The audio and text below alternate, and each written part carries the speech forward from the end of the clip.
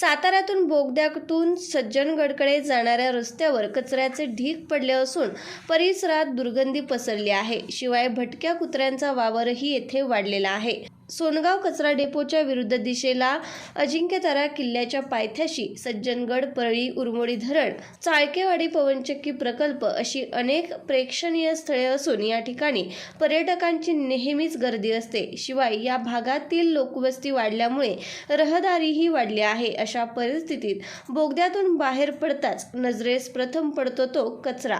अशा ओंगळवाण्या दृश्याने पर्यटकांचे स्वागत होत असून रात्री अपरात्री प्रवास करणाऱ्या दुचाक्यांना कुत्रे आडवे येऊन अपघातही घडत आहेत.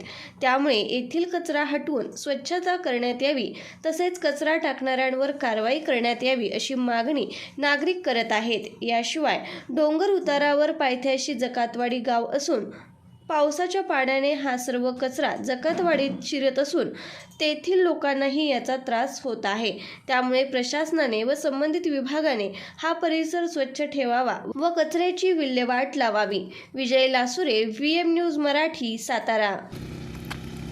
सातारा सज्जनगड रस्त्यावर बोगद्याच्या बाहेरच्या बाजूला हा प्रचंड असा कचरा, लोक येतात जातात, मुलं डबेवाडीतून शाळेकडे येतात, महिला येतात, पण इथं भरपूर कुत्री या कचरा असल्यामुळं कुत्री भरपूर आहेत आणि त्या कुत्र्याचा भयभाट ह्या येणाऱ्या जाणाऱ्या मुलांना व महिलांना आहे.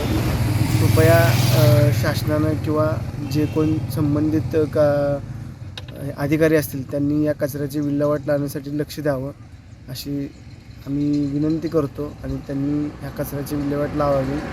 प्रचंड अशा दुर्गंधी पसरलेली आहे आणि सज्जनगड ठोसेघर हा पर्यटन मार्ग आहे.